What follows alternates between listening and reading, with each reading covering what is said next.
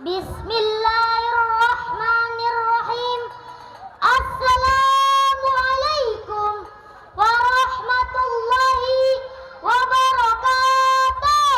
Rabbil alamin. Allahumma salli ala sayyidina wa maulana asyrafil anbiya wal mursalin wa ala alihi wa sahbihi wa man tabi'ahu ila yaumiddin.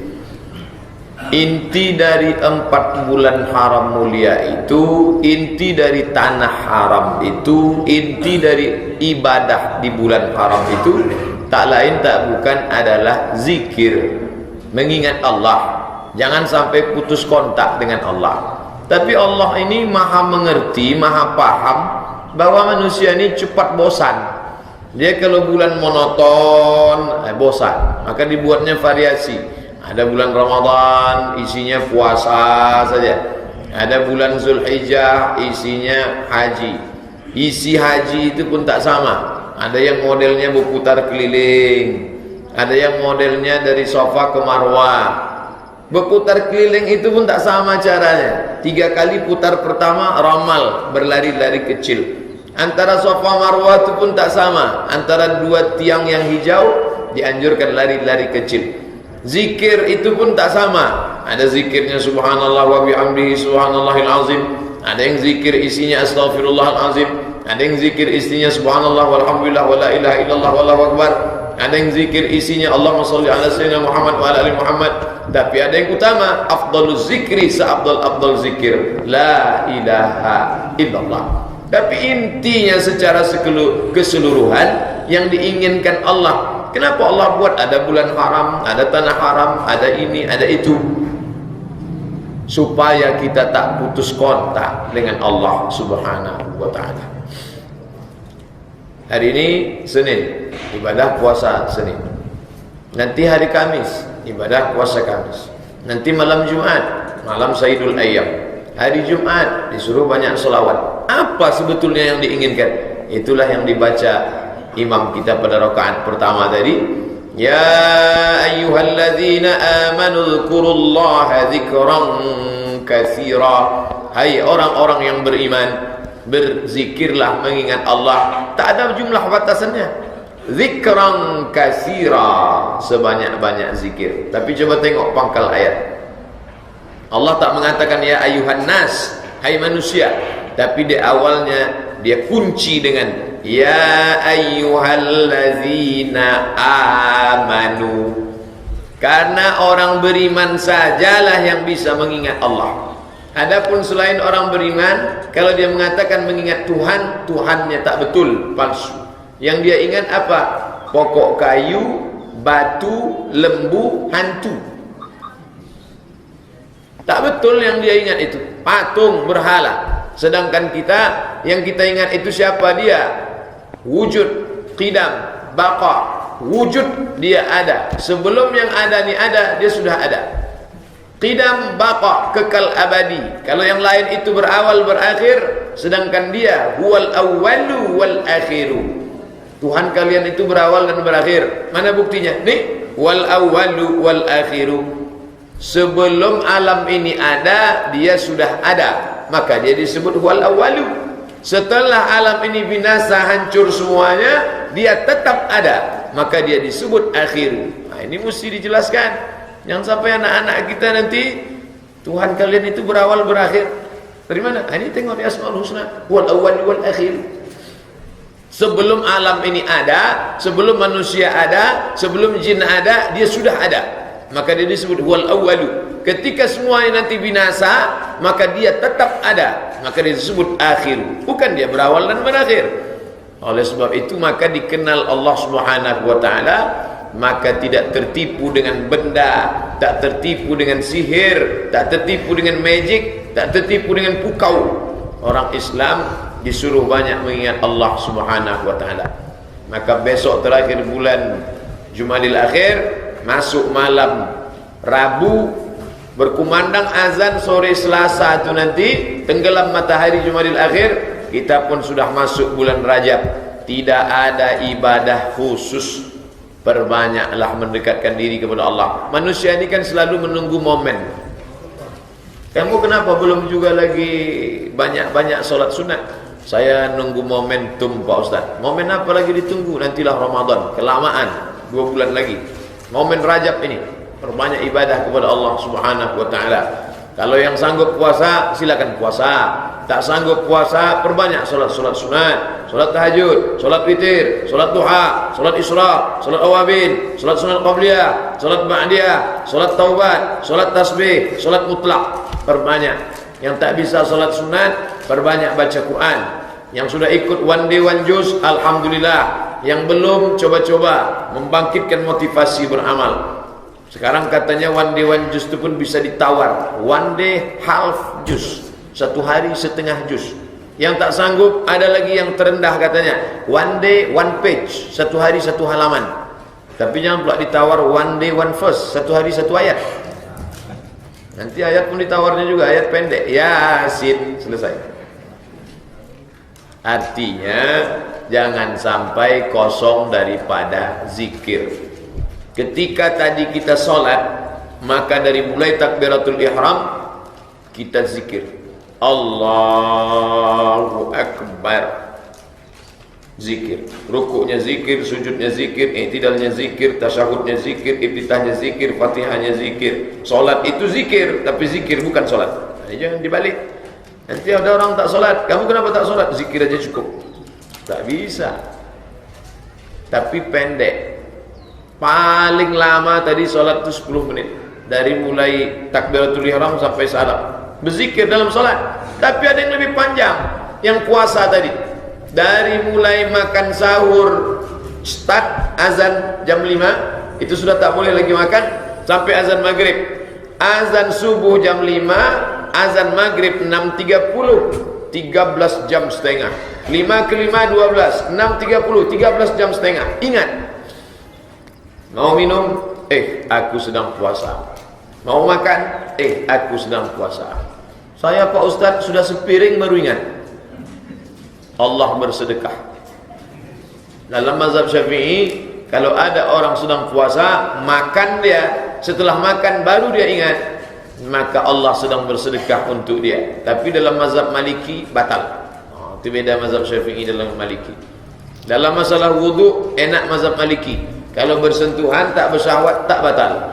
Ketat dalam mazhab Syafi'i. Bersentuh syahwat tak syahwat batal. Tapi dalam masalah puasa enak mazhab Syafi'i. Kalau lupa makan tak batal. Tapi jangan tiap hari pula lupa. Mazhab Maliki kalau lupa batal. Wajib diqadha kalau dia puasa Ramadan. Nah, lebih panjang limit waktunya. Yang dari 10 menit ketika salat ditambah lagi ba'diyah mungkin 3, 2, 5 menit 15 menit. Tapi kalau puasa 13 jam setengah. Tapi ada yang lebih lama lagi daripada itu. Mana dia? Orang yang berzikir pada hari-hari tertentu di bulan haram. Hari 8 Tarwiyah, hari 9 Arafah, hari 10 Nahar, hari 11, 12, 13 Tasyrik. 8 Tarwiyah, 9 Arafah, 10 Nahar, 11, 12, 13 Tasyrik. 6 hari. Ini lebih panjang lagi. Tapi sebenarnya itu hanyalah proses pelatihan. Latihan zikir, latihan ingat, latihan selalu merasa dikontrol, ada pengawasan. Ketika orang sudah mengatakan labbaik Allahumma hajja, aku sambut panggilanmu untuk haji, gatal rambutnya, ingat, nanti kalau rontok satu kena dam, tak jadi. Gatal hidungnya, ingat, rontok bulu hidung satu kena dam, tak jadi. Ada terasa makanan masuk ke giginya, maka dia cabut itu duri dari pohon korma. Untuk hati-hati, dia cabut batang kayu, rumput, menginjak rumput, takut mati, kena denda. Mau memakai pakaian berjahit, kedinginan, pakai jaket, ingat, kena denda. Perempuan mau dipasangnya sarung tangan, ingat, kena denda. Sebenarnya ibadah-ibadah itu melatih kita untuk ingat rem. Jangan sampai orang itu hidup remnya blong, tak ada kontrol sama sekali. Jadi kalau ada orang sudah sholat rajin, puasa sunat rajin, umroh bolak-balik, haji sudah pernah, tapi hidupnya tidak ada ingat sedikit pun, ia terjebak dalam ritual ibadah. Nauzubillah. Inilah yang kata Allah, wa yahsabuna annahum yuhsinuna sun'a. Mereka menyangka sedang berbuat baik. Terjebak pada ritual ibadah. Sampai-sampai ada seorang ulama besar, Kiai Haji Ali Mustafa Yaakob rahimahullah almarhum, mantan imam Masjid Istiqlal, mengejek orang yang terlalu banyak pergi ke Makkah tapi tidak berubah perilakunya, sampai-sampai dia mengatakan haram jatuhnya. Nauzubillah. Karena kata dia mubazir saja, tidak ada efek yang diambil daripada ibadah itu. Jadi yang ingin saya sampaikan malam ini bahwa Allah Ta'ala menciptakan ada bulan-bulan khusus, ada tanah-tanah khusus, ada orang-orang khusus, ada ibadah-ibadah khusus. Itu substansi makna di dalamnya supaya kita mengingat Allah dengan cara yang disyariatkan Allah Subhanahu wa Ta'ala. Tapi puncaknya adalah perilaku menjadi baik. Karena banyak orang terjebak pada rutinitas ibadah, ibadahnya banyak tapi perilakunya tak berubah. Cobalah tengok ujung daripada ayat-ayat tentang ibadah itu. Salat, ada target yang mau dicapai di ujung. Inna salata tanha anil fahsya wal munkar. Artinya kalau orang rajin salat, banyak salat sunat, salat itu, salat ini, salat itu, tapi tak berpengaruh pada ibadah, pada perbuatan tingkah lakunya, berarti tak bermakna. Nah, tapi jangan dibalik. Saya memang tak salat Pak Ustaz, tapi saya baik. Wah, itu tak bisa. Karena Islam itu, kata Syekh Mahmud Saltut, Grand Syekh Al-Azhar, Al-Islam aqidah wa syariah. Islam itu ada akidah, keyakinan di dalam yang tak bisa ditengok, tapi dia juga ada syariah, ada hukum. Nampak berefek solatnya. Setelah solat tak mau makan haram, setelah solat gaji pembantu cepat, setelah solat gaji satpam security tak dimakan, setelah solat tidak mau menyikut orang, setelah solat lidahnya tak tajam, setelah solat matanya tak gatal. Inna salata tanha anil fahsya wal munkar. Begitu juga dengan puasa. Akhir daripada puasa itu, coba tengok ayatnya di ujung.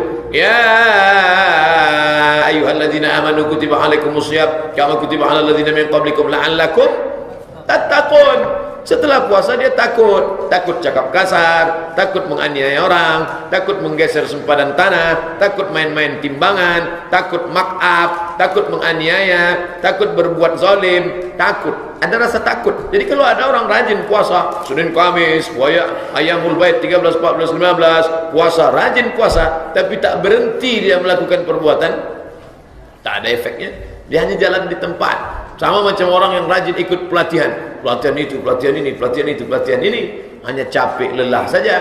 Makanya dalam Islam itu seimbang antara ibadah dengan akhlak. Makanya Allah tak pernah memuji Nabi, ibadahmu banyak. Ya Muhammad, engkau yang sering salat sunat. Ya Muhammad, yang engkau banyak zikir. Ya Muhammad, engkau umrahmu sekian kali. Tidak. Tapi yang dipuji Allah apa kata Allah? Wa innaka la'ala khuluqin azim. Sesungguhnya akhlakmu. Yang dipuji Allah itu ada akhlak. Dan kita disuruh Allah mengikut dia. Apa kata Allah? Wa ma arsalnaka illa rahmatan. Rahmatnya itu, laqad kana lakum fi rasulillahi uswatun hasanah. Akhlaknya, lembutnya, baiknya, sopannya, dan nampak betul Nabi Muhammad itu bukan produk lingkungan. Dia tinggal di Arab. Orang Arab itu kasar, cakapnya, suaranya melengking. Berapa banyak orang-orang kita di Arab itu bingung, terkejut-kejut, pucat-pucat dia nengok orang Arab ngomong. Ustaz, itu orang Arab tuh marah atau gimana? Itu baru berbisik lagi, Bu. Ibu tenang aja lah. Begitu gaya dia. Tapi Nabi Muhammad SAW tampil dalam keadaan penuh dengan kelembutan. Apa kata Anas bin Malik? Khadimtun nabiyya 10 sinin. Aku 10 tahun menjadi pembantu Nabi. Ma qala li uffin qattu. Tak pernah dia membentak aku sekali. Orang-orang paling hobi membentak. Haji, haji. Roh. Tapi Nabi tak pernah membentak aku. Itu menunjukkan dia bukan produk tempat lingkungannya. Di tengah pokok-pokok kaktus yang berduri itu, tiba-tiba ada satu mawar merah yang harum semerbak. Nampaklah bahwa dia bukan produk lingkungan itu, tapi dia asing, karena memang dia utusan Allah. Maka bolak-balik dikatakan, Yasin innaka laminal mursalin. Yasin, hai Muhammad, innaka, sesungguhnya engkau, laminal mursalin. Lam itu kalau pendek artinya sungguh. Laminal mursalin, sungguh engkau seorang rasul. Tapi kalau membacanya salah, dibacanya panjang. Innaka laminal mursalin, kau bukan seorang rasul. Untung saya tak baca Yasin, Pak Ustaz. Yang beruntung bukan, untung bacaannya benar. Makanya harus membaca terus. Bapak Ibu yang dimuliakan Allah.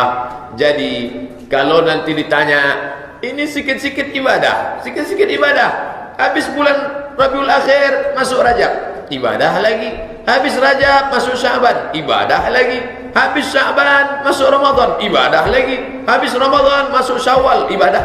Habis Syawal Zulqa'dah, Zulhijjah, Muharram. Apa sebetulnya tujuan Allah? Wa ma khalaqtul jinna wal insa illa liya'budun. Memang kita ni dikasih Allah nyawa untuk beribadah. Ada jasad, ditiupkannya ruh ke dalam jasad itu. Fanafakhtu fihi min ruhi, aku tiupkan ruh ke dalam jasad itu. Ruh itu masuk ke jasad dengan cara ditiup, dan dia pun keluar juga nanti akan bertiup.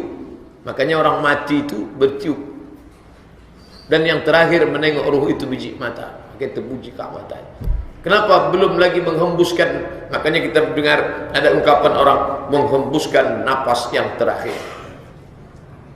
Karena setelah itu dia tak berembus lagi. Kalau sudah menghembus terakhir, dihembusnya sekali lagi, lari semua yang ada di keliling. Menghembuskan napas terakhir. Karena waktu masuknya ke dalam dia berhembus, keluarnya pun dia berhembus. Kenapa sampai hari ini belum hembusan yang terakhir? Allazi khalaqal mauta, aku yang menciptakan mati, wal hayata, aku yang menciptakan hidup.